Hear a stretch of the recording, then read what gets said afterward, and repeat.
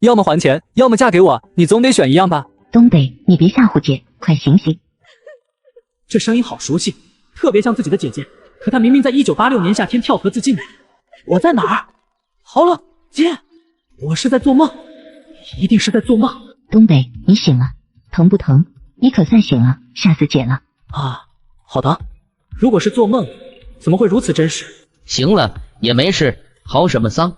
周东北扭头看了过去，一眼就认了出来，这是隔壁小屯的村长王祖德，人送绰号王老骚，身边是他的儿子王木生，还有3个都是小屯的无赖。眼前这一幕太熟悉了，这是1985年的冬天。咋样？还疼吗？没事儿，姐，不疼。重生？不会吧？印象中这类小说的主角不是总裁就是亿万富翁，怎么会有这种事情发生？条件放宽了。记得是今年春天，父亲收了王老骚600块彩礼钱，要把姐姐嫁给他的儿子王木生。姐姐不想嫁给那个无赖，可父亲又把那笔钱输了得干干净净，于是就有了今天这一幕，父子俩上门逼婚。自己是怎么回来的？死了。不等周东北继续往下想，王木生又骂了起来。操，几扁担就把他打傻了。周东北还处在茫然中，愣没愣眼看着眼前的一切。1985年，真是如梦似幻。王木生大步走了过来，伸手就扯住了周东南。东南，都知道我喜欢你，从上小学时我就贼喜欢你。你家彩礼钱都收了，这都多长时间了？不能出尔反尔吧？嫁给我吧，我爸说了，咱俩结婚3大件一样不少。你撒开我，撒开！周东北这时终于彻底清醒了过来，猛一抬脚，踹在了王木生胯上。小逼崽子，你敢动手？周东北眼睛一扫，就看见了不远处柴垛上的那把大斧，迈步跑了过去。操，你个熊货，还敢动斧子？刚才2扁担就挺了尸，有能耐就特么砍我，来呀，砍我，砍！话音未落，一道寒光闪过，那把斧子已经劈了过来。哇操！咔一声，斧子砍在了他脚前，距离他那双鞋只有几寸远。周东北知道拘留所里什么滋味，此时更不是什么莽撞青年，这准头拿捏得极好。人遇到危险时，下意识都会往后躲，所以只要这傻缺不往前冲，就看不到。和这种懒人动嘴皮子讲道理没用，这年头只要够猛就能解决很多问题，管他做梦还是重生穿越，打跑再说。周东北抡起斧子继续，王木生没想到他会发疯，吓得几个人屁滚尿流，落荒而逃。周东北追赶了10几步，高声怒骂：我草你妈王木生，有种你给我站住！王木生头都没回，就这么把亲爹扔下了，4个人连滚带爬跑了个无影无踪。这货最不是个东西。周东北，你疯了吗？这是犯法！我操你血马，你还知道法？没有你们这对狗吃不食其余的父子，我姐又怎么会死？别打了，东北，快别打了！想娶我姐做儿媳妇，做梦！3个月内我会把这600块钱还上，不过别让我再见到你俩，否则，哼，滚！600块钱，好好问问你爸是多少钱。3个月后正好是年30，我就等着了。哟呵，滚！东北，快，姐带你去卫生所。没事儿，已经不流血了。爸和妈呢？妈去咱夜叉了，送点战斗包。爸呢？周东南，他神情一暗，没吭声。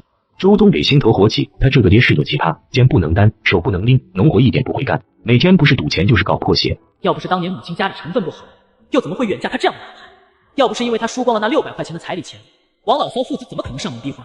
姐姐又怎么会投河自尽？听王老骚的意思，他不只输掉了那份彩礼钱，应该还借了一些钱。这事儿自己怎么不知道？难道上一世姐姐的自杀和这些钱也有关系？我去找他。东北，千万别打架，洗把脸，我给你拿帽子。放心吧，不用。周东北奋力蹬着自行车，往事的一幕幕在脑海中闪现。周东北高中毕业后就接了爷爷的班，去了新安市木材综合加工厂，才工作1年，也就是在今天被这些人打住了院。第2年夏天，姐姐被逼得跳了河。当时东北跟疯了一样，揣着刀去了王老骚家，人一个没捅着，只砸碎了他家一台13寸的牡丹黑白电视，还有2面镜子。结果是拘留罚款又赔钱，幸好严打刚结束，求爷爷告奶奶，又挨了个处分，才回厂里上班。可2个月后又被诬陷偷厂与木材，被开除了公职。后来才知道，坚持要开除自己的那位厂领导是王老骚家的远房亲戚。生活还得继续，浑浑噩噩混到了30多岁，剃过炮子头，戴过 BB 机，拿过大哥大，风光过也落魄过。2000年，一个发小去世后，大彻大悟，发誓不再胡混，去省城，下广州，闯京城。夜市卖过羊肉串，进过传销窝，开过小饭店，卖过2手车，大大小小的公司也整过6、7个。朋友圈里非著名行业明灯，生命不息，折腾不止，钱没赚多少，身体却像街边卖剩下的那个西瓜，外表光鲜，里面都漏了。没养过娃就开始了养生，啤酒配人参，可乐放枸杞，蹦迪带护膝，闭着眼钥匙看手机，眼睛一睁一闭就过了知命之年。娶了个2婚头，被窝热乎2年又跟人跑了。回想起上辈子，真是靠山山倒，靠水水干，靠人人跑。总结起来就俩字：憋屈。大哥，你可真有劲儿，炕都快让你折腾塌了。看着你，我就浑身是劲。家里的不好，好个巴巴，木头似的。没错，是自己那个败家爹，果然在这儿。回家。小比崽子，你他妈疯了！你是不是虎？滚！麻溜给老子滚！穿衣服，不走的话，今晚就把你公母俩砍死在炕上。疯了，这是撞着啥了？周东北抬腿就要进去，周旺害怕了。我走。死鬼，你走了我咋整？西屋睡去。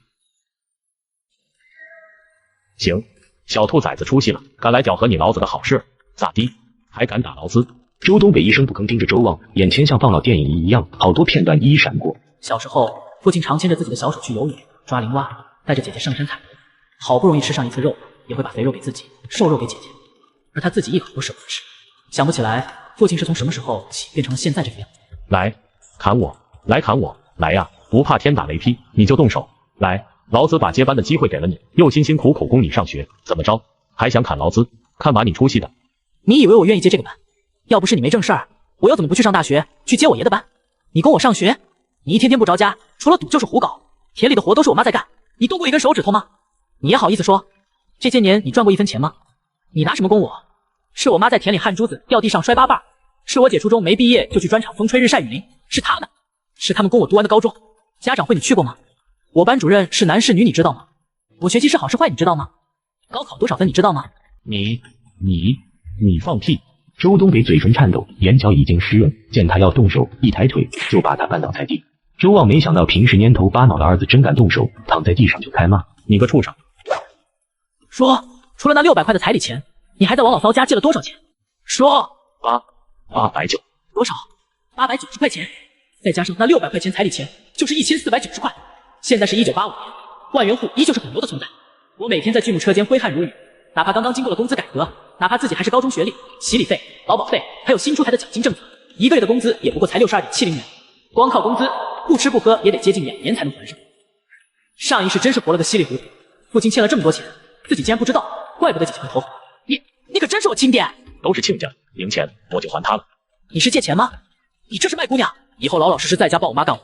从今以后，如果再发现你没正事，就别怪我不客气。你敢？你试试！现场瞬间安静下来，周旺眼神飘忽起来，不敢再去看他。周东北伸手拿起了斧子，插在了后腰上，转身就往院外走。自己走回去，明天早上吃饭看不到你，我还来。周东北刚支好自行车，就看见屋里的2个人望着母亲的身影，他已是泪眼朦胧。上一世母亲是2009年冬天去世的，没想到还能再见到她。他快步走了过去。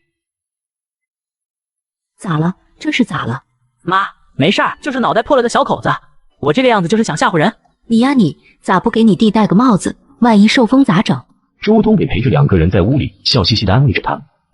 快让妈看看，太狠了！快拿红药水。周东南翻找出一个小瓶，轻轻倒在了他的伤口上。东北，明天吃晚饭，姐带你去乡卫生所打支破伤风，听话，别犟。呐。还疼吗？没事儿，就是感觉贼好。是不是把我儿子打傻了？娘仨笑了起来，谁都没提那个败家爹。说着说着，又说到了那笔钱上。我听你姐说，你爸还借了钱，又借了多少？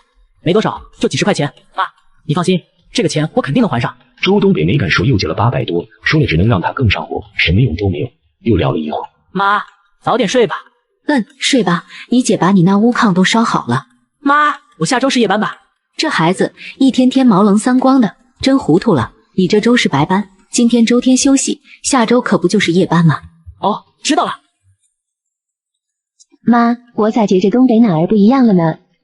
不一样？就是，我也说不好，反正就是不一样了。小时候和姐姐住在正房西屋，上初中后还是母亲找人把仓房改造了一下，就成了我独立的小天地。久违的气息，一隔一世，还是那25瓦灯泡昏黄，这个家真是一穷二白，贼来了都得哭着跑出去。1985年3个月内还清1490块，这个难度可不是一般的大。即使这次不会被诬陷开除，再有9年也得下。平薪留职？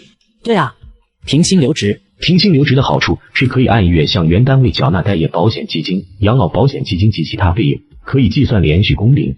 实际上，在1995年，一些单位开始买断工龄，几千块钱就把人打发回了家。到老了，退休金1个月才2000多，这个工龄廉价。1997年又迎来了大面积下岗潮，龙江省有近150万工人下岗。在当时有工作的人瞧不起小商小贩，实不知此时不过都在囚笼中跳舞而已。20年后再回头看，这工作也没啥意思，死熬死守着这份旱涝保收的工作，就会错过这个撑死胆大的饿死胆小的年代，更是浪费了改革开放初期的大好机会。早一点甩掉铁饭碗这个包袱，才能赚更多的钱，也不枉重生一回。对，明晚上班就去找领导停薪留职。愁啊，没本钱寸步难行。这事儿如果顺利的话，不用3个月，很可能没几天自己就成万元户了。这绝对是笔意外之财。那是上一世1993年的秋天，他被朋友拉去参加了一个饭局，说是给一位刚下山的朋友接风洗尘。所谓下山，说的好听，其实就是刚释放的两劳人员。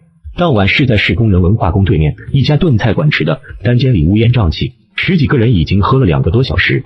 席间，獐头鼠目的陈六指讲述了一个对他来说十分悲惨的故事。那是1983年8月18号，陈六指连夜洗劫了多家粮店，1个星期后，严打开始了。没2天他就被逮了进去。明知道这是个出了名的惯犯，可没有证据，这家伙的嘴也是相当硬，一丁点赃款赃物都没交代。无奈之下，叔叔搬出了陈年案底。3年前，他在第4中学门口抢了1块5毛钱，就这1块5毛钱，让他在北山劳改队整整蹲了10年。直到今天，周东北都清楚记得陈六指当时愁眉苦脸的笑表情。你们是不知道啊，那么多家粮油店，我怎么愣是1分钱没搜着，藏哪儿了呢？虽然没看着钱，可我弄了接近10万斤粮票，10万斤啊！我兴奋的查了一宿。如果当时我把这些粮票交代出来，准得挨枪子儿。本以为出来以后能发笔横财，胡吃海塞几年，可这么万万没想到，人出来了，粮票作废了，尼玛愁死我了！虽说现在粮票没有前些年那么值钱了，但这可是10万斤，距离作废还有8年。运作好了，不光能还上欠王老骚家的钱，启动资金也有了。懒蛋起来啦！年轻真好，周东北，你才19岁，得尽快调整心态，万万不可像那沧桑的小老头、油腻大叔都不行，必须有点朝气。姐，你看着点他，发现再去赌就告诉我。在东北入冬以后，屯子里老营救3样乐趣：一是喝酒，二是一起耍钱，三是拉灯上炕折腾。姐，我出去一趟。天冷你出去干啥？40几分钟后，周东北来到了南山脚下，将自行车靠在一棵树旁，用链锁套树上，做贼似的左右看了看，这才顺着一条蜿蜒小路向上走去。周东北根据记忆来到山顶寻找陈六指口中说的那棵树。南3米，东属第19棵，小孩腰粗，落叶松。应该是它。咦，怎么没有树洞？周东北围着树转了2圈，才发现南侧距离地面1米高的位置，树干上有一些泥巴，好半天才抠干净，露出了一个手臂粗的树洞。哈哈，果然是这棵树。小样儿，挺聪明啊，竟然用泥把树洞堵上了。空的，难道这是什么平行世界？有些人和事不一样。如果此行没有收获，只能琢磨去年货大集上卖春联或者鞭炮了。可这种小生意，最多也就能卖1个月，能赚多少钱？年30还不上钱的话，难道还抡斧子？这个时代是撑死胆大的，但靠的是脑子，绝不是蛮力。第一次可以用斧头赶跑那也懒，如果到了约定的日子还不上钱，还要抡斧头，那就是流氓无赖了。现在最大的难题就是没本钱。周东北咬着牙用力向里摸去，肩膀都卡了进去。摸到了，有东西，就差一点。哟呵，还挺沉。陈六指呀，陈六指，兄弟，我谢谢你了。周东北拿出1叠粮票，哈哈大笑起来。那是1965版的全国粮票，约6成新，厚厚一沓，用橡皮筋缠着，看样子至少有上万张。数了数，这里面一共有接近6万斤的全国粮票，4万斤龙江省粮票。发了！此地不宜久留。没错，看到财神的兄弟们，财神给你送财运了！给财神点赞后，评论区留下一句“八方来财”，你将会一帆风顺，财运加身。全国粮票比省粮票值钱。按照规定，地方粮票只能在当地使用，如果出差或探亲，就要凭介绍信到粮食有关部门兑换全国粮票。看来用省粮票变现，只能用它从农民手里换取鸡蛋，然后再把鸡蛋卖出去。下车后，周东北直接走进百货旁的一家副食店，来到鸡蛋售卖区。鸡蛋1.29元1市斤，1块2毛9一斤。不对吧？记得2022年普通散鸡蛋的价格也不过就是5元左右一斤，现在可是1985年，这么贵吗？买鸡蛋没了，都断好几天了。同志，我记得鸡蛋不是几毛钱一斤吗？啥时候几毛钱了？4月份涨价前还1块08分呢。难道自己记错了？算了，想这个干啥？贵点更好。请问你们主任在吗？你干啥的呀？找我们主任啥事儿？是这样，我家里和左邻右舍养了很多鸡，每天都不少鸡蛋，自己家又吃不了这么多，就想问问你们收不收？卖鸡蛋的，你等着。同志，软包大鸡是2U2吗？是的。还得用票吗？不用了，副食本都取消了，用啥票？哦，给我拿1盒。同志，跟我来。姐，您贵姓？我姓赵，我们主任姓陈。谢谢赵姐。陈主任，你好。哦，小赵说你能送鸡蛋。是的。再有2个多月就过年，鸡蛋供应不上，我也很着急。政策放宽松了，按理说从个人手里批发鸡蛋也没问题。不过呢，量是个问题，3斤5斤的还不够麻烦的，咱俩也就没啥谈的了。领导放心，只要价格合适，我可以每天送上100斤。上100斤，每天？真的？没问题，我能保证一直送到过年。小伙子，别说大话，咱们兴安市里目前可没有大规模养鸡的，每天上100斤，那是不可能的。实话实说，我是去各个屯子收，腿儿勤快点，每天上100斤不成问题。你不是有工作吗？有时间跑屯子？平薪留职了。平薪留职？为了卖鸡蛋？对。这要是自己儿子，现在就按在地上，狠削一顿，好好的工人不当，去做小商贩，真是病得不轻。主任，不知道这价格和结款方式？前段时间鸡蛋的进货价是9毛8分钱1斤，马上来到年底了，货却供不上，现在就怕进价再涨，进价涨，可零售价却不让涨，提1分钱，市里都得大会小会的研究，小心翼翼，如履薄冰，真是闹心。既然这小伙子是自己收购，压到9毛应该没问题，每天100斤，过年的奖金可就出来了。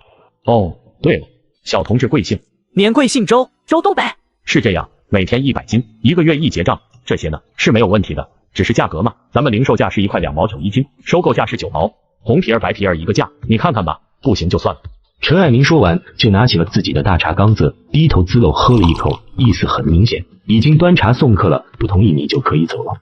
周东北没动地方，咧嘴笑了笑，说道：“主任，不瞒您，来之前我跑了3家副食店，家鸡蛋筐都是空的，这离过年还有3个月呢，鸡蛋就如此紧缺，我觉得年前进价和零售价格肯定都得涨，您说是吗？”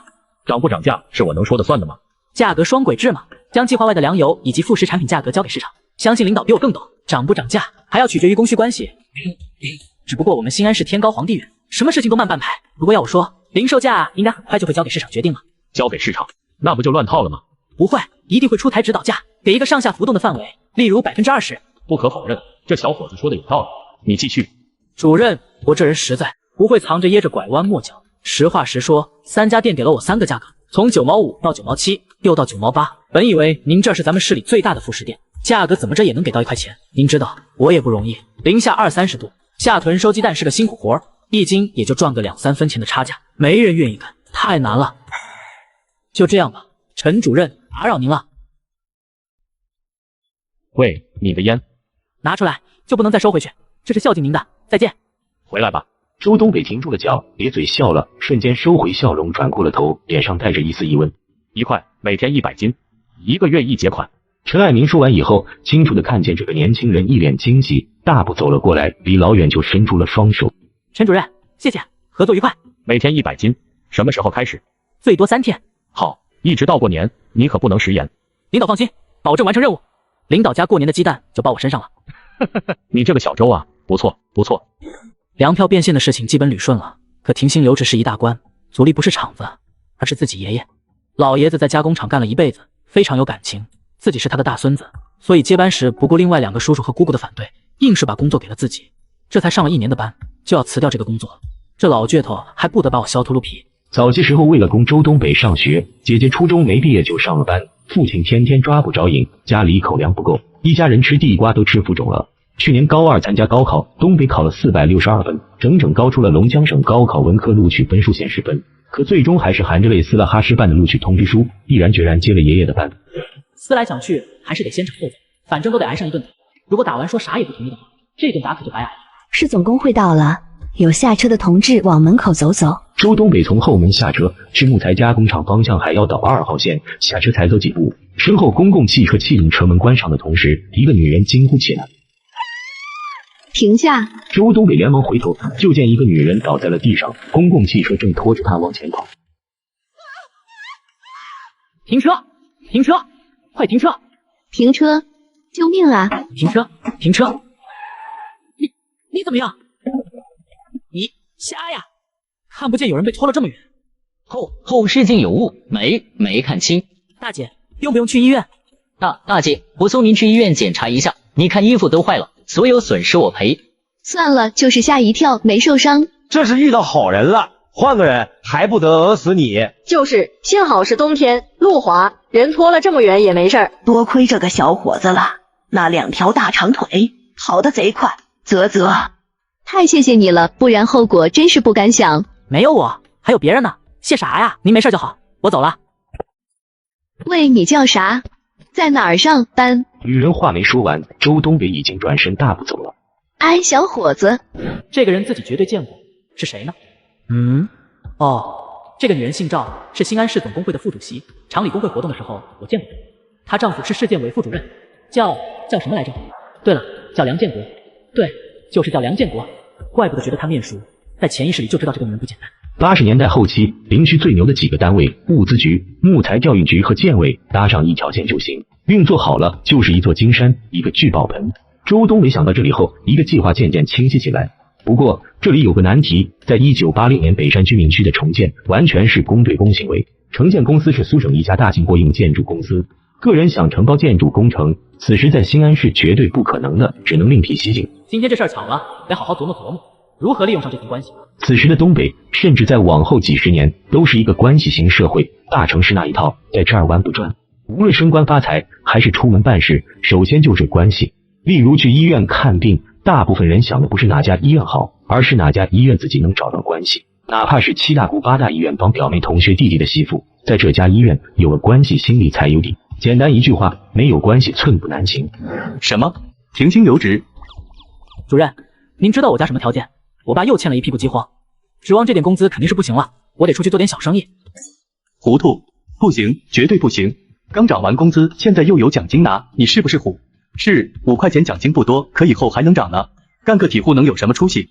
你知不知道有多少人挖门盗洞的想进厂都进不来？你知不知道？周东北不吭声，因为主任对他一直不错，毕竟他没有超前的眼光，看不起个体户很正常。叔，别生气。输个屁，不行。张力恨铁不成钢，又劝说了起来。无论他怎么说，周东北都老老实实听着。张力终于说累了，呼呼直喘。叔，您就同意吧，家里的日子真过不下去了。我这没问题，不过你得等我问问老爷子再说。我靠，真想给自己一个嘴巴。张主任20年前曾经是爷爷的徒弟，怎么把这茬忘了？你还不知道我爷啥脾气？如果没和他老人家说，我能直接找您吗？真的，他同意了。必须的，我敢撒谎吗？这老倔头急眼了，连我都消，谅你小子也不敢。那好吧，我先帮你填好表格，明后天你再过来签字。不过以后你小子可别后悔。放心，以后只能感谢您。拉特么倒吧，不骂我就行。放心，绝对不会。那个，晚上我请1天假。滚蛋！哎，好的。臭小子，你只要一喊输，准没好事。晚上我就过去问问，看你敢蒙我。都说过5关斩6将，爷爷这关难啊。周东北心情忐忑地来到爷爷家门前，既盼着能再看到爷爷，又怕挨削。想了很久，一咬牙推开了门，走进院子，扯着脖子就喊了起来：“爷，我饿了。”东北来了。张婶，吃了2顿饭，正要做。周东北没有手表，也不知道具体时间，听他说要做第2顿饭了，这才反应过来，此时应该已经下午2、3点钟了。东北，上次婶儿和你说的那事儿，考虑的怎么样了？啥事儿呢？这一晃就隔了37年，自己怎么可能还记得清？您看我这一忙活就忘了，提醒一下。你这孩子，我外甥女，常玉池的桂枝，有点印象了，李桂枝。那个张婶，我还不到20呢，太早了。20还早，你张叔和我结婚的时候才18，可不早了。桂枝63年的，俗话说得好，女大3抱金砖。我和你说。张婶还没说完，周东北的爷爷周国柱出来了。来了就吵吵，咋还不进屋？东北，你琢磨琢磨，婶子等你信儿。好嘞。周东北笑呵呵答应了一声，随后看着爷爷，眼眶开始发红，鼻子一阵阵酸楚。一晃这么多年没见，爷爷去世时的场景还历历在目。好个屁，长得像块砖头子似的，还想给我当孙媳妇？周东北正在感动呢，这一巴掌把他整笑了。麻溜进屋，我给你布了一点疙瘩汤。屋里的摆设在那个年代，家家户户格局都差不多，靠南窗一铺大炕，炕上放的是木质炕琴。大部分人家都是红砖铺地，用水泥地面的也不少。如果是水磨式地面，那就是高档装修了。周国柱媳妇走得早，下面有4个儿子1个女儿。老大周兴9岁夭折，老二周旺17岁下乡后一直没回城，老三周八和老四周达在城里工作，老闺女周丽丽、周八和周丽丽早都结婚出去过了，只有小儿子周达单位还没分房子，带着老婆孩子和他一起过，住在西屋。我老叔他们上班去了。你这周不是夜班吗？咋这么早跑过来了？明早下班你过来一趟，我用大米换了点小米籽，你拿回去，周东北也没客气，家里口粮不够，这些年多亏爷爷帮忙，不然前几年地瓜都吃不上。爷，当年怎么就我爸没回城？提这些老黄历干啥？1977年恢复高考后的第2年，就有知青开始陆续返城了。为什么父亲没带着家人回来？这些年了，又为什么和2个叔叔、姑姑都不走动？而且父亲的性格变化也很大，仔细想想，应该是自己上小学3、4年级以后，父亲就性情大变，再也不回这个家了。要说他和母亲感情不和，可他又从来没和母亲动过手，更听不到2个人大吵大闹。到底什么原因能让一个顾家的好男人突然变成了一个浪荡败家子？想啥呢？吃饭。周东北喝了3大碗疙瘩汤，瞥了一眼爷爷那双粗糙的大手，有点害怕，一咬牙，还是决定把停薪留职去做生意的事情实话实说。爷，咋了？我想停薪留职去做生意。爷，改革开放7年了，越来越多的人开始做生意，我觉得这是个机会，不想再守着这份工作了。别想用不着的，刚涨完工资62块7，不少了。咱们的大市长第1档的基础工资40块，职务工资130，加一起1个月也不过才170块钱。还有咱们的冯大厂长，什么级别？那是局级，1个月122块钱。你是工人，去哪儿腰板都直，找媳妇更容易，谁不高看一眼？别去和那些个体户比，咱们的饭碗是没他们装的多，可他姓铁。爷，我知道您看不起个体户，觉得干这个的都是些盲流子，可您知道吗？未来就是这些人先富起来的。大孙子平时老实巴交，3脚都踹不出个问题来，今天这是怎么了？周东北看出了爷爷的疑惑，可开弓没有回头箭，这些话今天必须要说。虽说他可以不管不顾，但这个工作毕竟曾经是爷爷的，不能让他老人家寒了心。接着说道：我也能在厂子里再靠几年，可您想过没有？如果那时候厂子黄了，我们都没有了工作，怎么办？黄了，扯王八犊子！厂子是公家的，怎么可能黄？爷，您年轻时干过10几年的伐木工人，很清楚咱们的山山水水。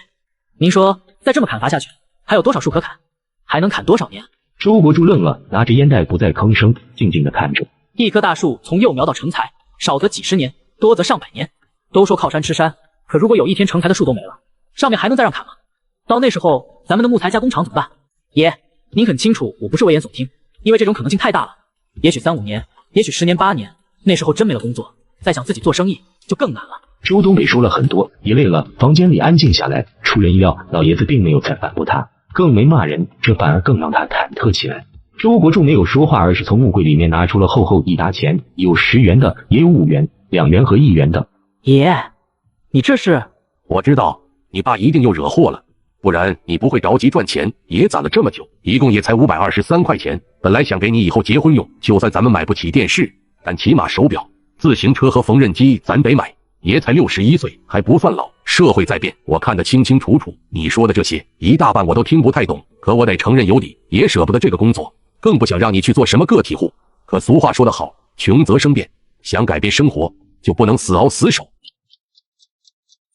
当年我一个人的工资能养活一大家子人，你太爷太奶，还有你奶你爸，你2个叔叔，还有你老姑，现在不行咯。尤其你又摊上这么个爹，你年轻有知识有闯劲儿，我不拦着你。知道爷爷最后悔的是什么吗？我最后悔的就是没让你去念大学。看看咱厂里新分来的大学生，那可都是宝贝疙瘩，知识决定了眼界。你爷我大老粗一个，目光短浅，竟然还拼死拼活让你接了班。这段时间以来，每次想起这件事，我都睡不着。实话实说，爷后悔了。社会在变，一个高中生天天在车间里拉木头，别去，我不想再后悔了。所以你去吧，想做什么就去做什么，钱拿着，不多，是爷的一点心意。爷，东北爷没啥文化，能送给你的只有3个字，你得记一辈子。您说，走正道。哎，我知道了。周东北捏了捏手里面的523块钱，心头涌过一股暖意。这老爷子是典型的刀子嘴豆腐心，如果爷爷不同意，就把自己爹欠钱的事情说出来。万万没想到会如此顺利。自行车丢了，只能腿着回家。周东北贴着马路边，马溜往家走，路上他开始琢磨粮票换鸡蛋的伟大事业。俗话说得好，独木难成林，这事儿一个人干可不行，每天100斤的任务很难完成，谁合适呢？另外还得买辆自行车，不然太不方便。东北，你怎么没上班？去我爷家了，他给拿了5斤小米仔。你这孩子，我问你怎么没去上班？东北，你不是夜班吗？得，这娘俩问题一样。一会儿进屋说。周东北来到屋内，低头瞅了一眼地上那双破棉鞋，周边沾的血还没化，明显是才回来。知道回家吃饭就是进步。都说劝赌不劝嫖，这种事儿想一下子就断了，几乎是不可能的。一点一点来吧。吃饭，吃饭！快和妈说说，出什么事儿了？边吃边说。你这熊孩子就知道吃，急死我了。周东北无奈，只好把事情说了一遍。当然了，该说的说，不该说的一句没提，例如粮票，还有爷爷给的523块钱。不行，你爷同意了。东北，你别想一出是一出，绝对不行。对，好好的工人不做，停薪留职，你抽什么风？周东北看向了他，没说话，但冰冷的眼神已经清楚地说明了意思，有你说话的份吗？妈，我爷确实同意了。别看他老人家年纪大了，但思想可一点不落后。不行，妈不同意。你才19岁，知道怎么做生意吗？你要去卖什么？电子表、蛤蟆镜、喇叭裤，你知道去哪儿进货吗？不行，绝对不行。东北，哪怕你利用夜班的机会，先尝试着去自由市场卖点什么，姐都不拦着，也跟着你一起去。可你一点这方面的经验都没有，就冒冒失失的停薪留职，这绝对不行，太冒险了。吃，你就知道吃，生意哪是那么好做的？咱家又没有本钱，你是不是想气死妈？妈，我是停薪留职，又不是辞了工作，想回去随时都可以回去的。真的？张主任已经答应我了，随时可以回去上班。妈，姐，你们放心，我不止不要家里的钱做本钱，以后每个月我还会给家里交100块钱。听到这句话，周旺、赵玉芳和周东南都愣在了那里。去打针了吗？没发烧吧？周东南和母亲对视了一眼，两俩来到厨房。周东南压低了声音说道：妈，你说是不是不一样了？儿子是我身上掉下来的肉，什么脾气秉性自己太清楚了。虽说从小也淘气，但胆子一直不大，蔫声蔫语的，怎么被打了几扁担以后，就像变了一个人似的。大丫儿，你说你弟能不能是撞着什么了？要不让张叔张婶给看看？行，明天我收去。那该说的我都说了，再出去玩的时候多想想这个家，别让我发现你夜不归宿。妈，我也给了我523块钱，自行车丢了，得再买一辆，我琢磨着买台旧的就行。剩下的钱我不能给您，因为做生意需要本钱，但我得和您说一声。自行车丢了，钱你留着，够不够？家里还有60多呢。妈，不用，生意的事情你就别管了，我有办法，放心。妈，我先出去一趟。这么晚了，去哪儿？去二虎家看看。哎，你还没说要做什么呢？不急，我还琢磨着呢。早点回来，这孩子咋了？这么大的事儿也不和家里商量商量。二虎，谁呀？叫唤似的。你爹。操，你不是夜班吗？尼玛，吓我一跳。我和满屯刚才还说你呢。说我啥？周东北已经想得很清楚了，接下来要用省粮票走向串藤换鸡蛋，还得去粮食局门前蹲着兑换全国粮票。要知道，这2件事在这个年代都是违法的。他一个人分身乏术，所以必须得有可靠的人帮忙。而二虎和满屯就是他要找的主要劳动力。都说你昨天论的大夫，把小屯的王老骚爷俩干跑了，白天我俩还去你家找你了呢。你爸妈和你哥都在家？呐，都看电视呢，又整一堆人。我哥也不知道跑哪儿聊骚去了，一天到晚抓不着影。东北来了，张婶，走进屋。哥，你不是夜班吗？被开除了。这2个货咋就不盼着顶自己好了？老朴，给哥点根烟。老朴，那不是我爸吗？我啥时候成老朴了？哈哈哈，老朴挺好，我一直都觉得满屯名字起得好，满屯子朴多牛逼。我还不满意呢，我总觉得叫朴满城是不是更好？叫这也大气，那你就去派出所改去呗，这玩意还不简单？呵呵，小了。啥小了？格局小了。格局？啥是格局？城市不过比屯子大了一些而已。要我说，真想改的话，就叫朴全省，朴全球。老朴啊，你小子真是太丧了。上小学1年级的时候，你就拿小棍儿挑女生裙子；初中时，咱们学校操场公共厕所，记得不？中间木质隔板上面那个窟窿，是不是你小子抠出来的？我操，你咋知道？怪不得你每次去厕所都会不由自主瞥两眼，那里有时会塞团卫生纸，但经常被捅掉。后来学校将南侧这边钉上了一块铁皮，可没多久铁皮又被扣出一个洞。接下来男女2侧都钉上铁皮，没多久2侧都会被抠破，再钉再破。年轻真好，那个洞还是几年以后再一次朴满屯喝多了才说出来是他干的，不然这就是木材加工厂土地中学的未解之谜了。你别说，叫老朴形象像个屁，这是你说的，我可没说你是个屁。连环脚，操，活了吧唧的，反应还挺快。老朴，以后就叫老朴了。对，不能这么叫，和我爸分不开了。没事儿，你爸是姓朴的朴，你是朴那啥的朴，两回事儿。老朴就老朴呗，兄弟我本来就姓朴，谁知道是哪个朴？咱可不像东北似的，一天天的假正经，其实他最骚。周东北哈哈一笑，这要是放在以前，肯定脸红脖子粗的上去削他了。此时却觉得特别好玩，十分亲切，于是笑道：“行，那以后就叫你老朴了。”我举双手同意。你他妈挺大个脑袋，小眼吧唧的，同意个巴巴。说罢，一个鹞子翻身就骑在了他身上，两个人又厮打在了一起。哥，我和你说，他新整了个手抄本，叫什么之心，老色了。那本书当年就是在老朴手里拿的，现在还藏在炕席下面。这两个活宝是自己上辈子最好的朋友，遗憾的是，两个人后来都不太好。二虎做事不爱动脑子，一言不合就开干。老朴打架不行，还爱聊骚，那双眼睛里只有女人的胸脯和屁股。从小到大，周东北的零花钱几乎都是他俩给的，更是帮他打过无数次的架。逢年过节必到家里跟老娘拜年，家中劈柴、清理积雪更是两个人的活。周东北离开西安时候，照顾母亲和瘫痪在床附近的活，基本都落在了二虎身上。从市内到洪生乡10几公里，每周1趟，风雨无阻。二虎媳妇都颇有怨言。那时老朴早就不在了，如果在的话，也会一样。周东北父母相继去世，每年扫墓、烧纸、送灯，同样都是二虎做的。这就是好朋友，这就是发小。那些蜜罐中长大的孩子，也许永远无法理解这样的情谊。别闹了，你俩天天忙活啥呢？我俩能干啥？你还不知道？这么多年过去了，那是自己天天上班，谁还记得俩活天天干啥？哇操，红梅，你小子有私货呀！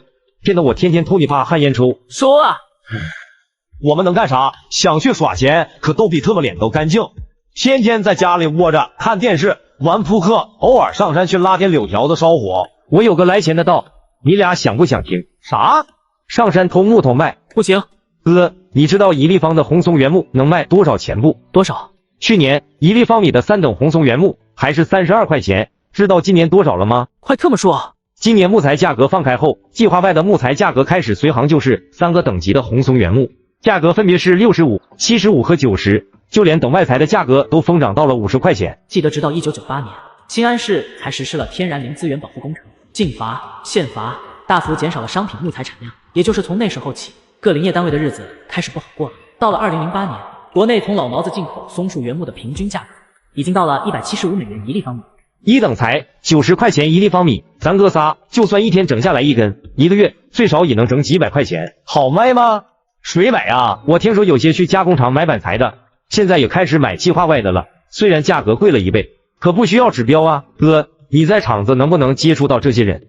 如果行，你负责卖，我俩上山干活，用不上1、2年，咱都是万元户。我停薪留职了。啥？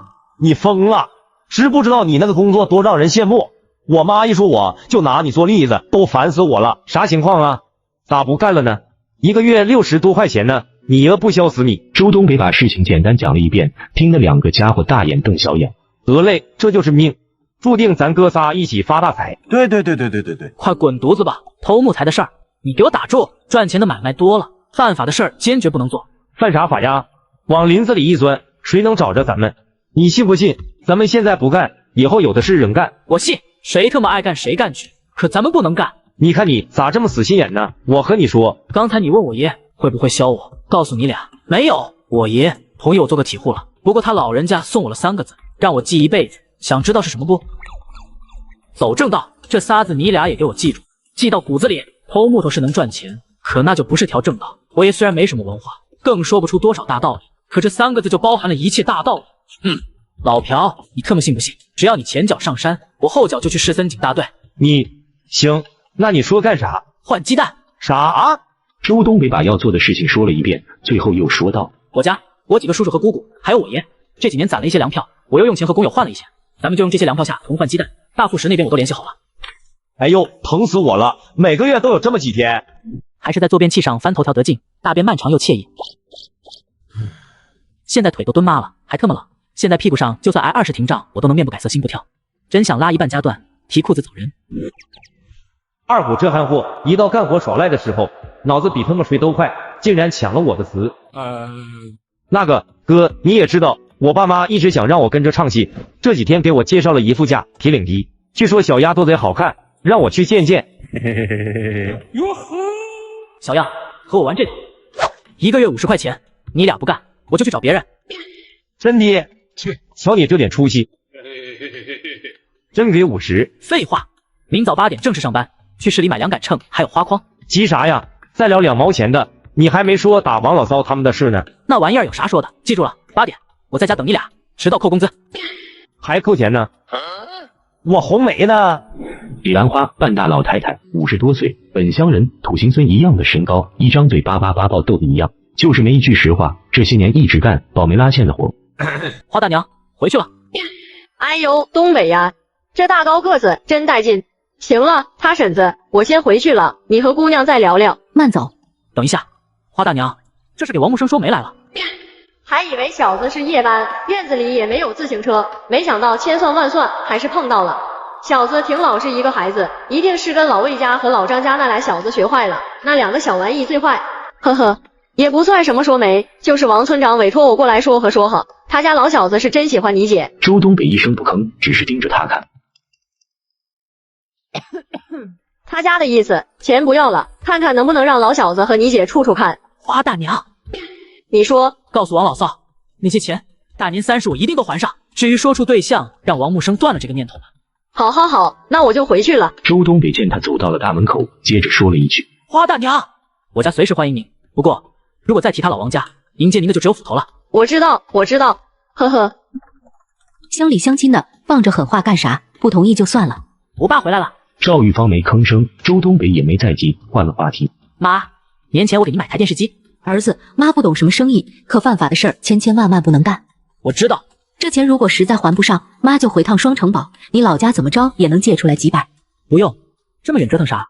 您放心，这点钱包我身上了。妈不要什么电视机，妈就想你和你姐都平平安安的。我知道，还是在坐便器上翻头条得劲，大便漫长又惬意。现在腿都蹲麻了，还特么冷。现在屁股上就算挨20停杖，我都能面不改色心不跳。真想拉一半夹断，提裤子走人。先去郑老屁家，这家伙常年在家放赌，洪生乡爱玩的这些人都习惯去他家。如果自己那个亲爹不在他家，就去二虎家借台自行车，再去小屯史桂香家。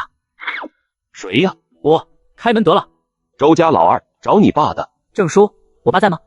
在，进屋。郑叔，您知道我家情况，不能让我爸再这么玩下去了。一会儿我吓唬他，您可别生气。人家孩子说的客气，自己还能说啥？行，总玩也不是个事儿，进屋。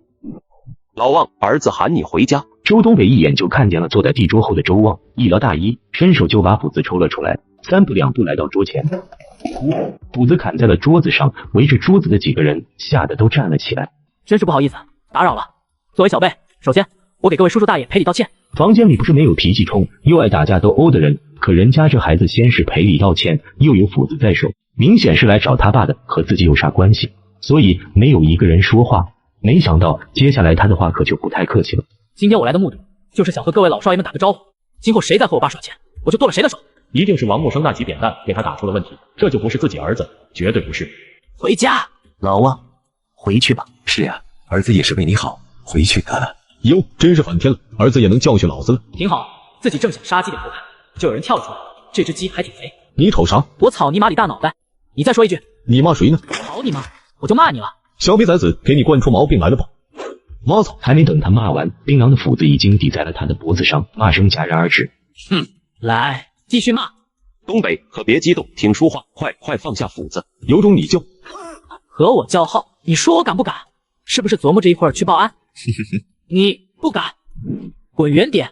周东北弯腰低头，用极低的声音在李红河耳边说了一句话，就一句话。李红河先是眼睛猛地一睁，随后就露出了惊恐的表情，胖脸上2个大眼袋都忍不住颤抖起来。周东北嘿嘿一笑，收起了斧子，将斧子插在后腰。郑叔，不好意思，改天请您喝酒。啊，好。印象中老汪的儿子走路贴边，蔫头蔫脑，没这么混不吝，这是真疯了。各位叔叔大爷，丑话我已经说过了，我再说一次，从今往后，谁再和我爸耍钱，就别怪我砍了他的手。回家。孩儿他妈睡了吗？你说老二是不是撞着啥了？你发现什么了？我总感觉老二像换了个人似的。你明天去国强家问问，